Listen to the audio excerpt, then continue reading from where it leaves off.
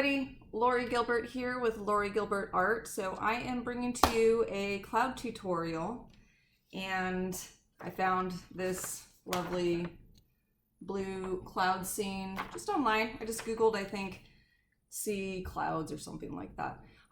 But I wanted to do a painting that would be a very limited palette. That's why I didn't do a sunset.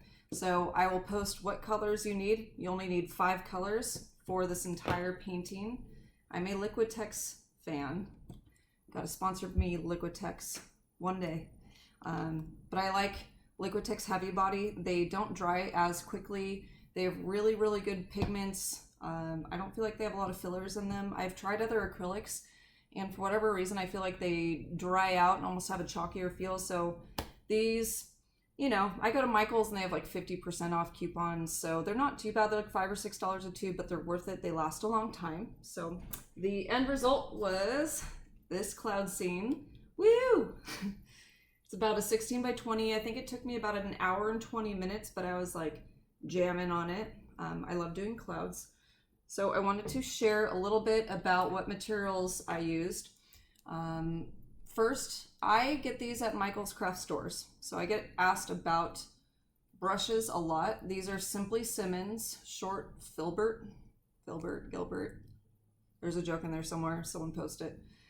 Filbert brush, it's actually an oil brush, and why I like these, see if you can see, super, super, super stiff. So these bristles are very, very stiff, and I like that because I actually do dry brushing. So when I go through, you'll watch on the painting, I'm actually almost scrubbing. You can hear me if you're close. And that's how I've learned to actually blend acrylics. So people always ask me, how do you blend acrylics? They dry so fast. Well, I don't use a ton of water. Well, you'll see that I actually spit on my brush as I really kind of get into it and I forget what I'm doing. So I don't recommend that because it's probably really bad for you. Don't do that. I'm not tutorialing you to do that if that's a verb. So, colors I used are right here. Again, acrylic, Liquitex Heavy Body. So I used cadmium free red medium. You can use cadmium red medium, it's the same. Light blue permanent. Sorry if I missed the camera. Cerulean blue. A lot of cerulean blue in that. Prussian blue hue. I actually use cadmium red and Prussian blue. There, yay, not my face. In all of my paintings, literally, it's a staple. You can make like a black color out of them if you combine them right. And of course, titanium white. So with acrylics, this is actually opaque, but any type of white, it comes out a little bit transparent if you don't layer it. So you'll see me go back over and over and over on the white parts of the clouds. So that's my little tip there. I'm just gonna talk over myself when I'm painting. Right now the video is like an hour and 15 minutes. I'm gonna try to cut it down to about 40. So I hope you tag me in some cloud paintings after this on Instagram. I'm gonna do a little competition. So give me feedback, subscribe to my channel, let me know what else you want me to teach you, whatever it is. And I'm going to start doing tutorials in between my spiritual videos. And yeah, that's about it. I'll try to remove all my so's. I keep catching myself do that in my videos. So anyways, I hope you enjoy what I did. And if, again, suggestions, comments, whatever you want to do, let me know. And I will see you soon. So here we are getting started. I'm using Prussian blue for the sky. So it's mainly the top of the sky is that darker blue. There's my mom's hand. And I'm using cerulean blue. It's going to be next. I'm using a majority of cerulean actually throughout this painting.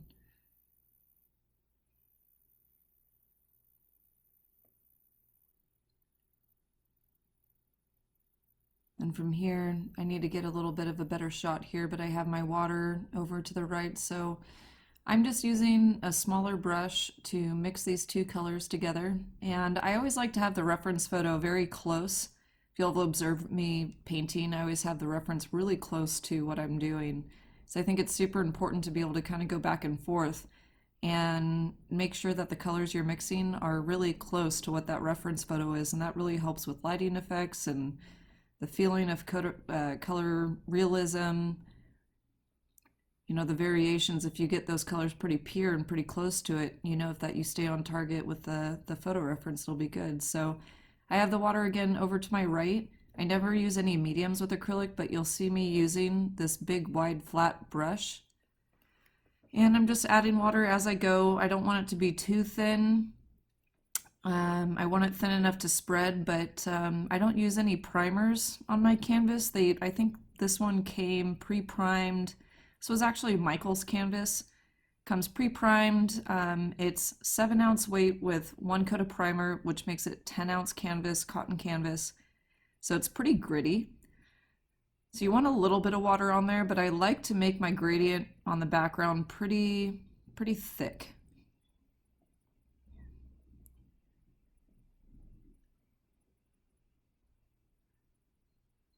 So you see me blending back and forth, keep going along. I add paint as I go also. You can see that some areas were a little bit too transparent. So I keep going back and forth, add a little bit more water to it. So anytime you see my hand go to the right, it's usually me either putting the brush away or adding a little bit more water. So now I'm moving into the lighter section of the gradient. So I'm adding just a little bit of white. You can see that I'm pretty careful about how much white I'm using. It really infects the blues pretty greatly. So I want it to be a transition. I don't want it to be too much, so I'm adding a little bit more cerulean blue in there because that's lighter than the Prussian blue. And I'm mixing around. I can already tell that I'm not going to like this color. It's a little bit too light for that transition. So again, I have the photo right above. And I'm like, well, that's a little bit too light now, so I'm going to go back in, add some Prussian to this mix. What I'm looking to do is basically make it one step down from that transition sky color above. So I'm trying to make it one step down, I guess one step up in lightness, so that when I go to add this and blend it, it's a nice little slight transition and gradient. So I keep going back and forth. I'm adding a little bit more cerulean blue, which is the lighter of the two blues. And you can see it's right now adding just a little bit of that white mixture up with the darker top blue. I think I'm happy with it now. Let's see. Yep. So I grab my brush, add a little bit of water, and I add this as the next band. So it's the slightest bit lighter. You can hardly even tell from looking at the screen. I was recording this on my cell phone, so sorry that it's cropped a little bit in. I'm gonna have to, you know, work on my format, so bear with me. So I have that next gradient in. I'm grabbing the light blue permanent. And what I did here is I actually decided to basically get my brush really wet and just lay on the next transition layer underneath. So this helps in blending gradients, especially with acrylics. And again, this is just water.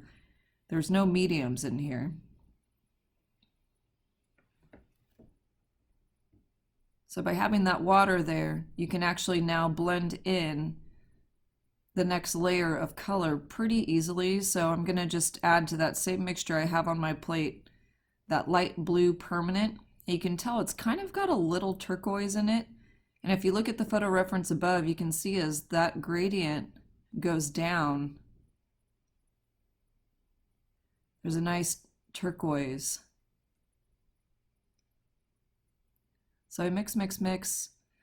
I'm laying this on pretty thick. There's just a little bit of water here. So I go completely horizontal, left to right with, I think this is mainly cerulean blue and light blue permanent at this point in time.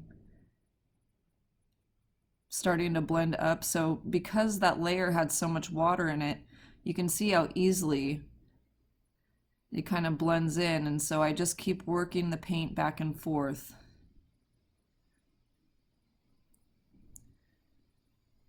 And I have that mixture, so I'm going back in anywhere there's some transparency. And then from here, see how there's more water in that little middle section? you can work acrylics by just going back and forth and back and forth, and just makes for a smoother gradient that way. And Liquitex heavy body paints in particular, I feel like their acrylics don't dry as fast as other colors. I know I stated this in the beginning of this video, but they're really the only acrylic paints I use for this particular reason. I always get asked about mediums. So now I'm adding a little bit of white to that mixture. I'm going to put this on the bottom horizon line where that tape is. So that tape represents where the horizon line is. So I mix in almost pure white at that bottom line. I have a little bit of water on the brush, but that acrylic paint should still basically be pretty wet. So I'm putting white right in that bottom line. Sorry about the color, guys. I'll make sure that I lock the video the next time for the lighting effects. Learning as I go. And now I'm just very carefully blending in that white. So that white is going to act like the horizon line and cloud line. And again, if you have just a little bit of water on that paint in that middle section, you're going to be able to work the white back up into it.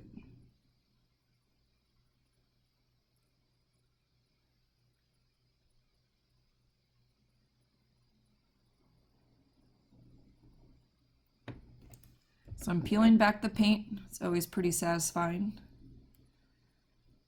Right now I have a pretty crisp, horizon line. You can use a ruler and do the same thing if you want to. So what I'm adding now is the darkest values in that blue actually have a little bit of red in them. So anytime you see a really dark, like the very top of that painting, the very top darker deep blue color, actually has little hints of red in it. So what I'm doing here is I'm going to be adding just a little bit of that cadmium red to my darker blue mixture. And I'm going to be using this right at the top of the water line before it hits the sky for the contrast. So I just added a little bit of water to this mix just in case I needed more. And I'm very delicately adding just a little bit of that cadmium red to the Prussian blue, cerulean blue mix, because this is going to neutralize it and darken it, but cadmium red is very potent. Got something on my canvas right there. But adding a little bit of red can go a really long way, but you can see how that's a super dark blue value now. So I'm using a straight edge brush, and I'm using this dark value to basically highlight where that horizon line is.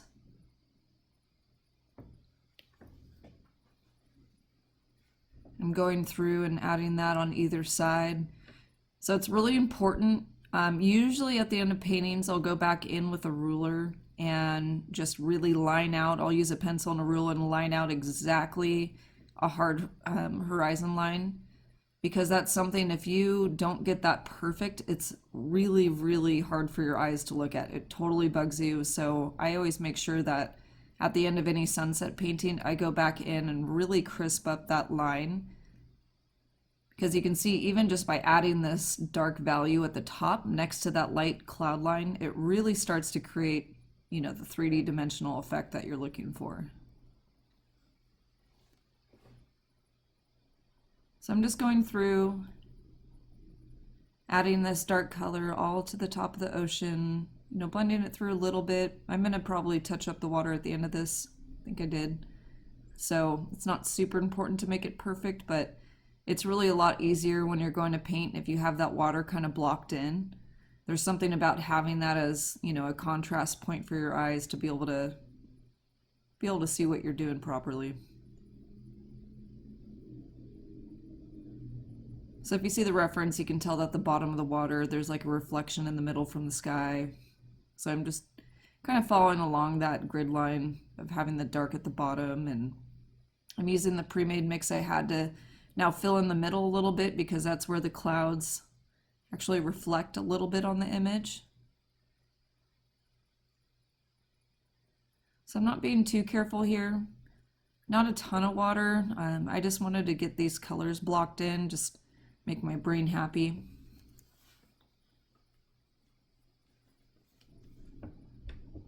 So I'm still using that flat brush. You can tell I'm not really adding a ton of water to it either.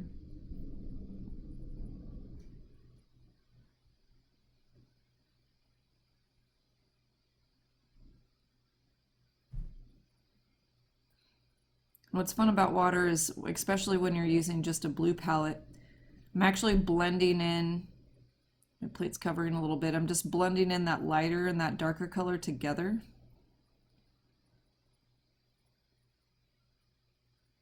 And just smoothing it out. It's like the tide kind of comes up in that corner, so I'm using the brush to kind of pull it in and give some little familiar feeling of the water pulling in. It has some ripples in that from the image. So this is my big tip. I know that other people do this, but what I love about acrylics is that they are very fast in drying. So I use a hair dryer. I should probably cut this out. I use a hair dryer to actually cut or dry the paint. So normally you need the background to be totally dry before you proceed and start trying to blend in the clouds. So using that hair dryer, I think that took me, I don't know, like a minute. So from here I cut out, I just kind of took a small brush and lightly sculpted in the clouds. So I just kind of sketched in their generic outlines. This just kind of helps me, you know, gauge composition a little bit. I mean, that's the fun part about clouds, is you can kind of change their shape, and if you did a side by side by the end, you can tell that I was really loose about the way I blocked in things. But I like to block in, like if you see on that reference image, there's those three big fluffy white clouds, and then the horizontal lines at the bottom. I block those in just to kind of know where to start placing things. And you can go back and forth. If you don't like something, you can just mix up that blue color. That's why I keep the plate up there with the pre-mix already, because if I want to go back in and scrub anything out, I can use that background blue sky color and just go over it. Acrylics, you can pretty much do as many layers as you want to.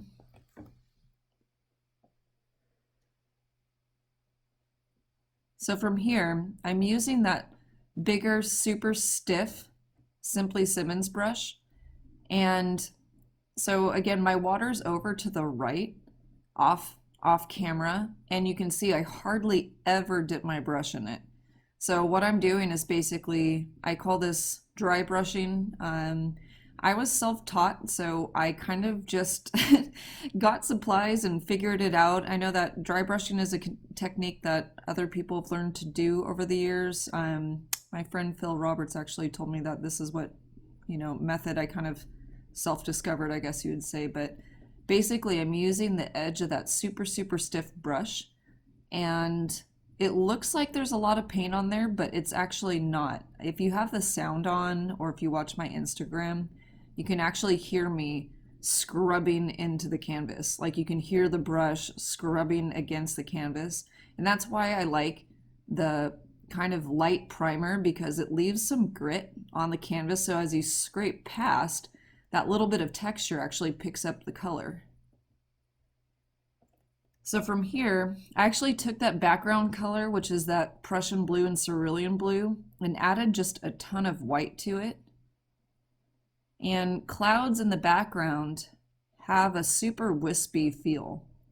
So I don't have a ton of paint on my brush, and I'm actually wiping off in between. Once I dip my brush, and I'm wiping off a lot of the paint in between onto a paper towel so that there's not too much excess.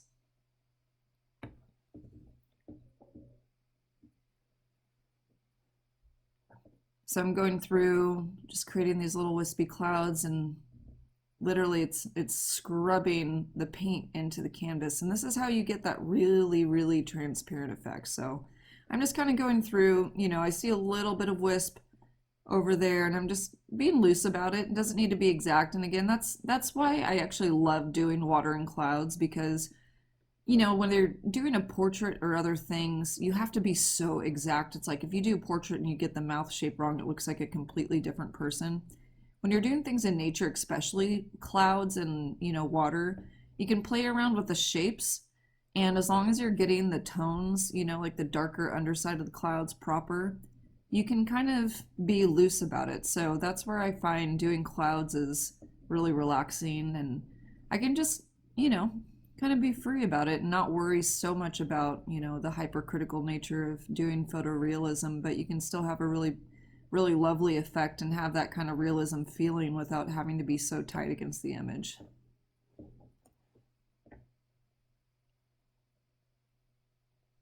So I'm kind of going through. I use different levels of white even in the background.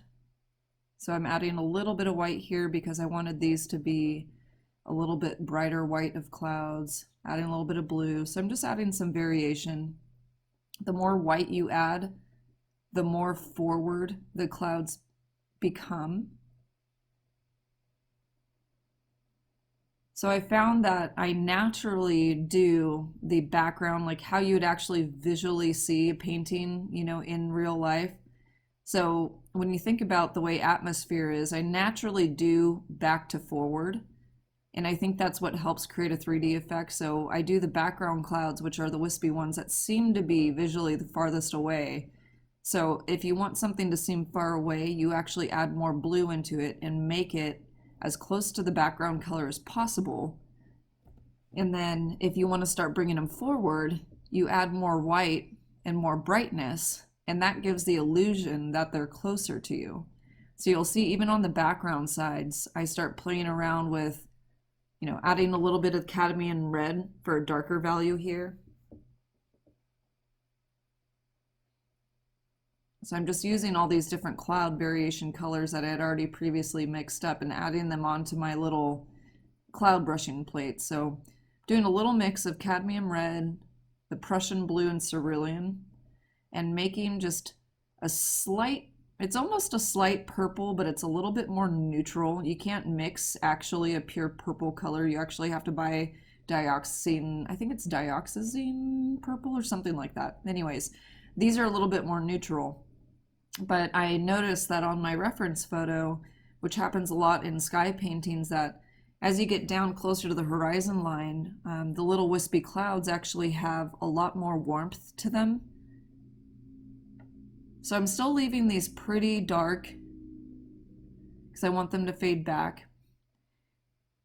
Yeah, I use my fingers. They're a really wonderful free blending tool. So I'm adding a little bit of white, and so these are the horizontal clouds. I'm just scrubbing in that white-blue mixture. Added just a tiny bit of water here to make it spread more.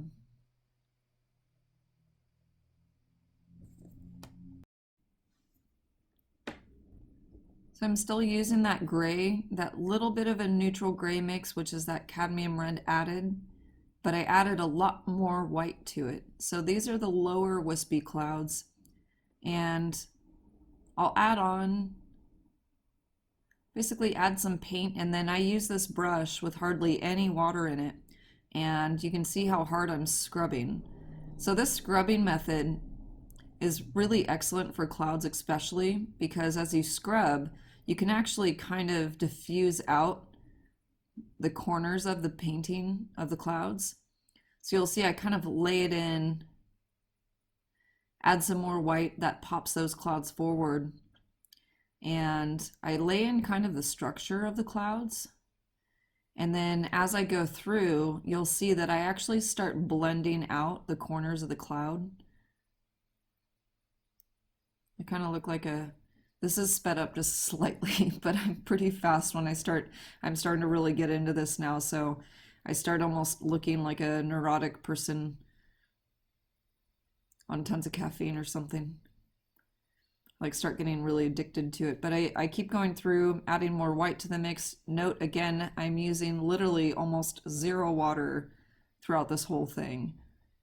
So with this dry brushing method, you can get a lot out of the paint just by brushing it in, and I rotate the brush as kind of as I keep going, and that's how it looks like. I get comments on my Instagram saying that it almost looks like I'm using a pen because paint keeps coming out, but it's actually because every side of the brush has paint on it, and I'll scrub one side and then I'll rotate it and scrub the other side, and it'll kind of keep going, and you just get a lot out of, you know, every stroke.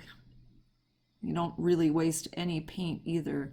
But I think by not using any mediums and using a high quality acrylic paint, you can really get some vibrancy out of that. So you can see I keep adding little bits of white to every single layer. I think layering clouds is really, really important just to get the depth. So as I move forward in the composition, I add more and more white, which takes out that cadmium red color out of there, and it makes them more just like a brighter blue and white. So you can see even on that right hand side where that white pop is over those wispy, it gives this dimensional effect already. So over here I'm using almost straight titanium white and just blocking in. There was a couple clouds that look like they're just chilling on the front, you know, of all these wispy clouds. So I wanted to just block those in and put the bright white over those. Again, I'm sorry the left-hand side got cut off just a little bit, but I think you can still kind of see a majority of the painting to kind of get where I'm going and get all the palette and stuff. So I'll make these better as I keep going through.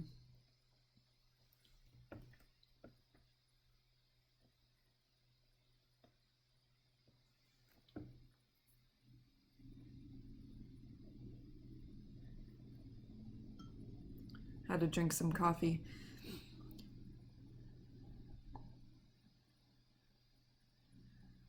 So from here, I'm going back to just using that scrubby mix.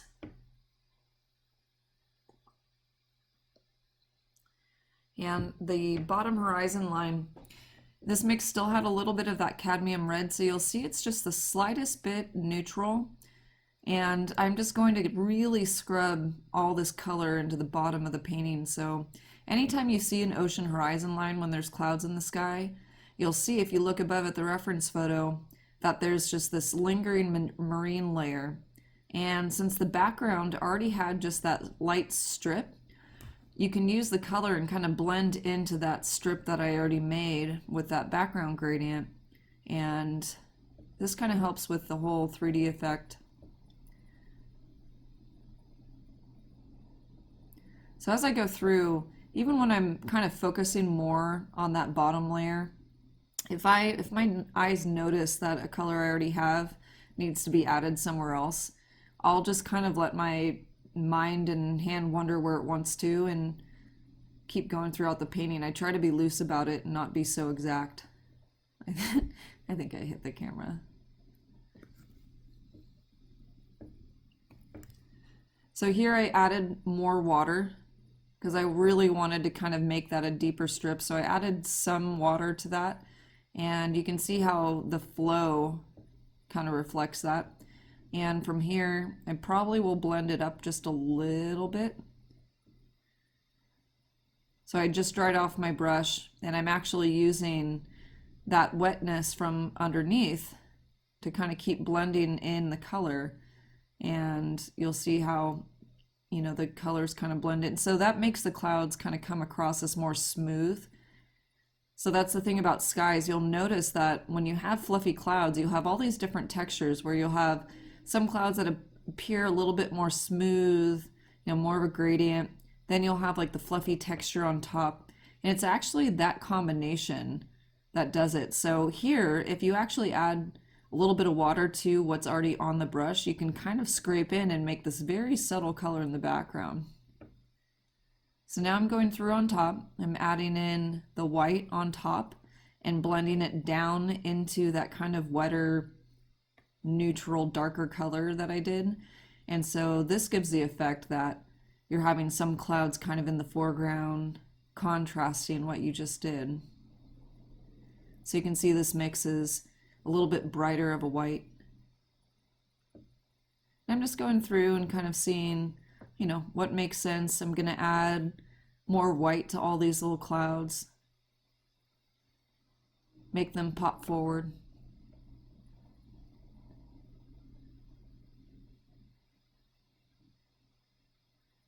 So that's a good part about any type of, you know, I think this is titanium white. I don't use, they have another type of white called transparent mixing white, but I found the titanium white, if you dilute it slightly, it's really not a super, super opaque white unless you lay it on super thick. So whenever I want to get any type of transparency, I'll just really dilute the brush and go through and do the scrubbing method. And, you know, eventually you see all these different layers of all the different wispy colors coming through. And the composition really starts coming together, and I'll just play around. So now I'm adding on a more blunt white on top of those wispy clouds that make it seem like some of the clouds are moving forward.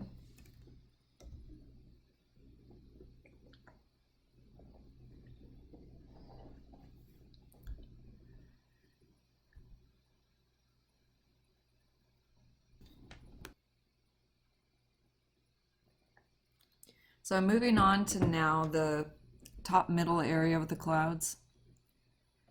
And I have three main big puffy guys that I want to render. And that's really gonna now pop the composition forward.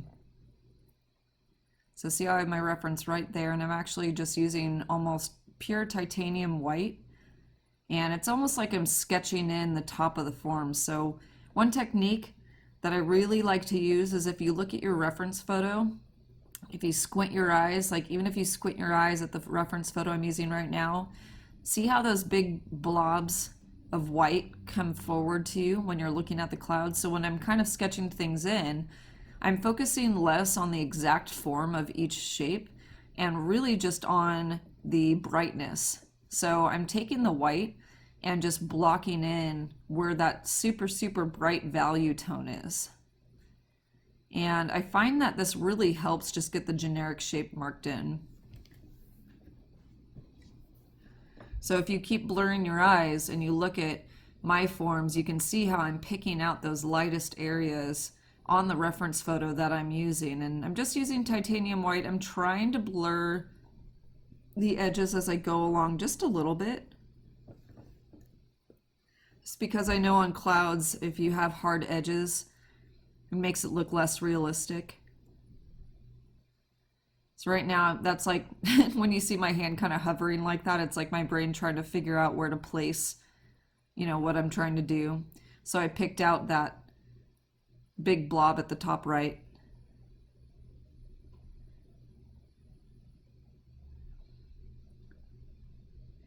And I just keep going along and doing this, picking out the white forms, scrubbing it in. You can take your time. Then as you sketch it in, you can blur out the edges just a little bit as you move forward.